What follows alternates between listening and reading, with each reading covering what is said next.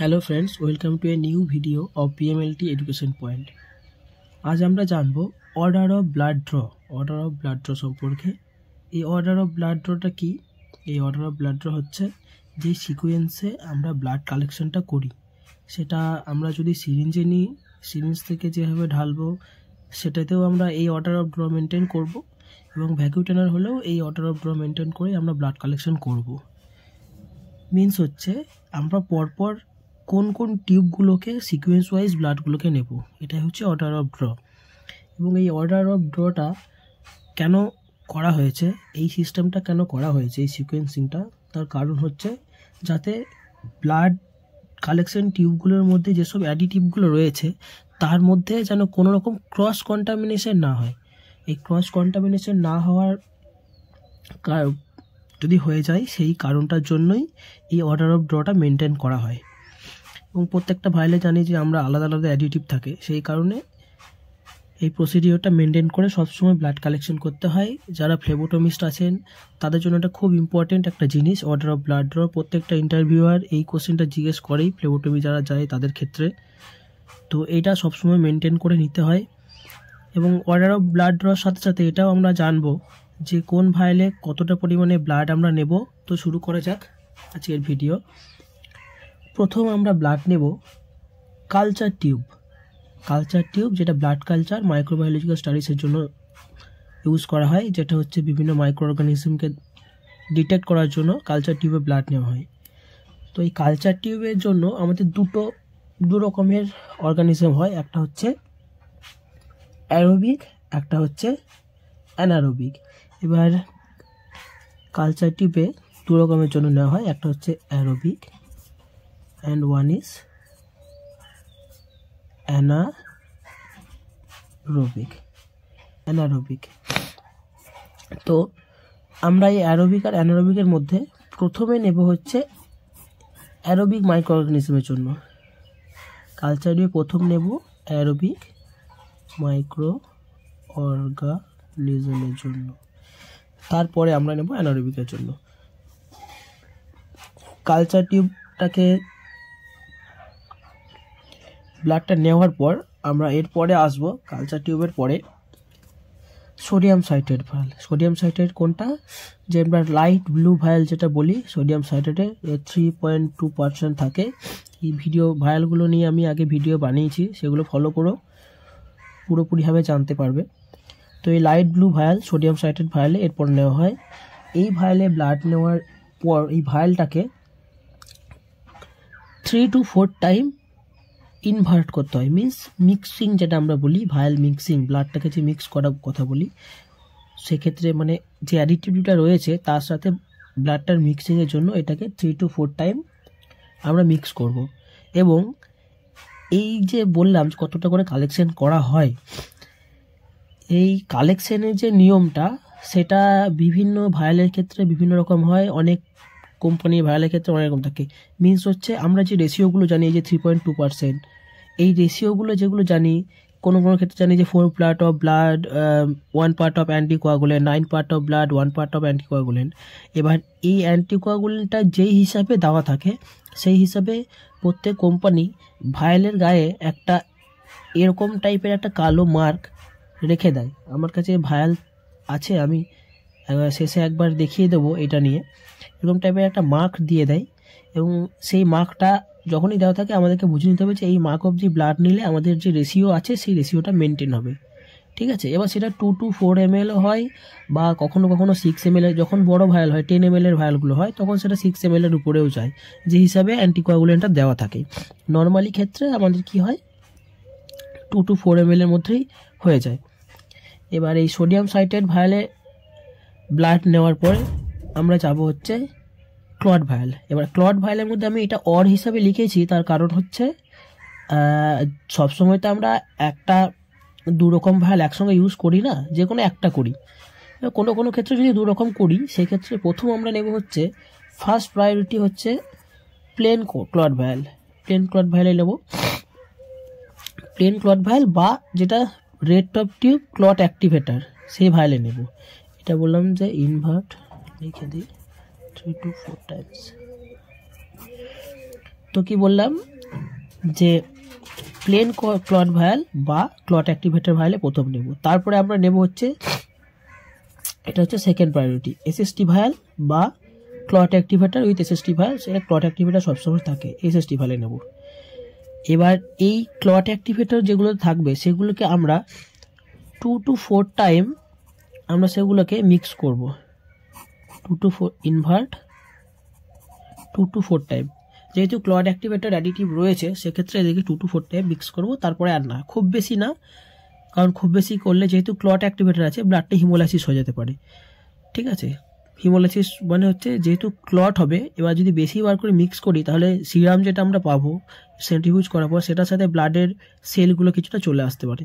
সেই কারণে এটা খুব বেশি মিক্সিং না, 2 to 4 টাইম, মিনিমাম 2 টাইম করবে তাহলেই হয়ে যাবে।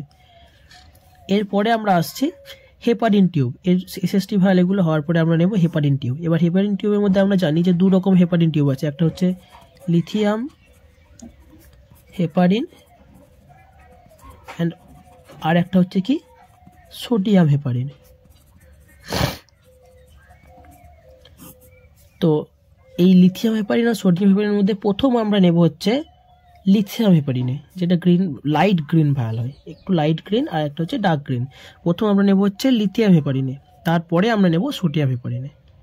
ঠিক আছে, প্রথম লিথিয়াম তারপরে আমরা সোডিয়ামে নেব। এবার লিথিয়াম সোডিয়াম হয়ে গেল এবং এটা মিক্সিং টাইমটা একটু বেশি, এটা হচ্ছে 8 to 10 টাইম মিক্সিং করতে হয়, ইনভার্ট 8 to 10 টাইমস। ইনভার্টের প্রসেসটা আমি দেখাবো আর একটা ভিডিওতে, যেখানে ব্লাড নেওয়ার পরে আমি সেটাকে দেখাবো প্র্যাকটিক্যালি, তাহলে তোমাদের সুবিধা হবে। তো এই হেপারিন টিউবকে ইনভার্ট 8 to 10 টাইমস, 8 থেকে 10 বার ভায়ালটাকে এভাবে ধরে এই প্রসেসে করতে হয়, সেটা প্র্যাকটিক্যালি আমি দেখাবো। তো হেপারিন টিউবটা হওয়ার পরে, হেপারিন টিউবের পরে আমাদের আসছে কি ইডিটিএ ভায়াল, ইথিলিন ডায়ামাইন টেট্রাসিটিক অ্যাসিড। তো এই ইডিটিএ ভায়ালের আমরা যেটা হচ্ছে ল্যাভেন্ডার কালার বলেছি, পিঙ্ক টপ টিউব বলেছি। এবার প্রথম ইডিটিএ ভায়ালে আমরা যেটা নেব সেটা হচ্ছে ল্যাভেন্ডার কালার, তারপর নেব পিঙ্ক টপ টিউব। যদি 2 রকম করার থাকে, আমি বলেছিলাম যে ইডিটিএ ভায়ালে পিঙ্ক টপ টিউবটা হচ্ছে ব্লাড ব্যাংকের ক্রস ম্যাচিং এসবের ক্ষেত্রে ইউজ করা হয়, এবং ল্যাভেন্ডার ভায়ালটা হচ্ছে সিবিসি যেগুলো রুটিন হেমাটোলজিক্যাল স্টাডি সেগুলোর ক্ষেত্রে ইউজ করা হয়। তো প্রথম ল্যাভেন্ডার এবং তারপর পিঙ্ক, দুটো একসাথে কখনো যদিও দেয় না সেভাবে, যদি দেয় সেক্ষেত্রে এরকম প্রসিডিওর। তো ইডিটিএ ভায়ালেও সেম, ইনভার্ট 8 to 10 টাইমস,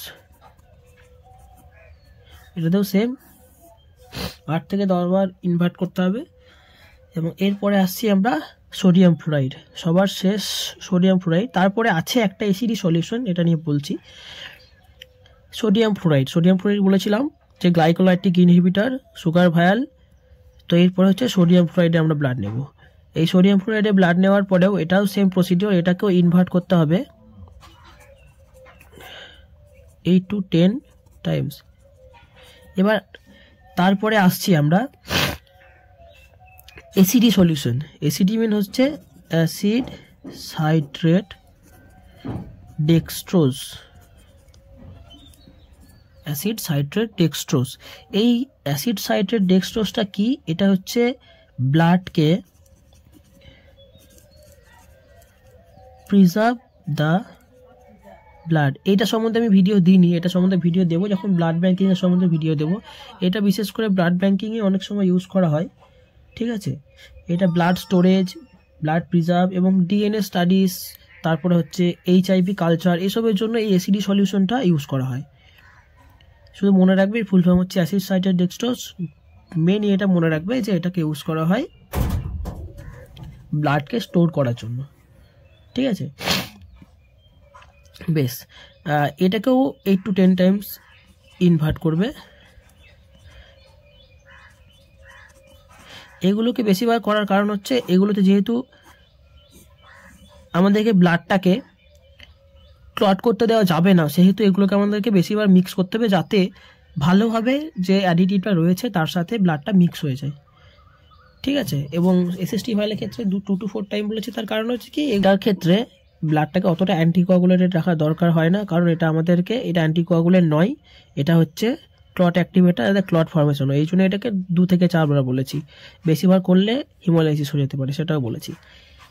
এবার বলছি যে মার্কগুলো, এই মার্কগুলো নিয়ে আমি একটা ভিডিও দেব। তা আমি বলে দিলাম যে একটা এরকম টাইপের মার্ক থাকে, এই মার্ক অবধি ব্লাডটাকে নিতে হয়। অনেক ক্ষেত্রে অনেকে কি করে, যতটুকু হলো ততটুকু ব্লাড নিয়ে নিলাম, কেউ নিয়ে নিল বেশি।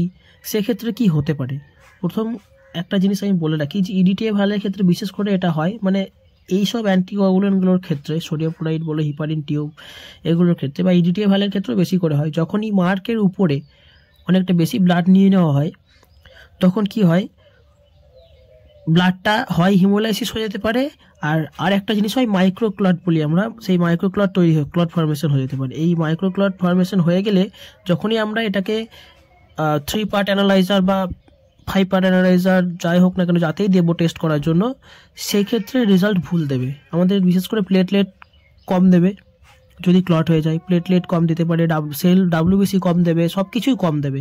তো সেক্ষেত্রে আমাদেরকে খেয়াল রাখতে হবে আমাদের যতটা mark, up to the mark আমরা ব্লাডটা নেব, এবং ওই মার্কের বেশি যেন না নেওয়া হয়। অনেক ক্ষেত্রে কি হয়, পেশেন্টের ক্ষেত্রে আসে না, ব্লাড অনেকটা কম আসছে বা নিতে খুবই অসুবিধা হচ্ছে, খুবই ক্রিটিক্যাল কন্ডিশন আছে পেশেন্ট, সেক্ষেত্রে সেটাকে করা যায়, কোনোভাবে মেনটেন করা যায়, কিন্তু কখনো আমরা খুব বেশি নেব না। কম নিলে তাও ম্যানেজ করা যায়, কিন্তু বেশি নিলেই সমস্যা হয়ে যায়। বেশি নিলে তখন ব্লাড টু অ্যান্টিকোয়াগুলেন্ট রেশিওটা, ওক্ষেত্রে ব্লাডটা বেশি হয়ে যায়, অ্যান্টিকোয়াগুলেন্টটা একই থাকে, তো সেক্ষেত্রে তার ক্লট ফর্মেশন হয়ে যেতে পারে। এগুলো মনে রাখবে। এরপর ভ্যাকুয়াম এবং নন ভ্যাকুয়াম সম্বন্ধে আরও একটি ভালো করে ভিডিও দেব।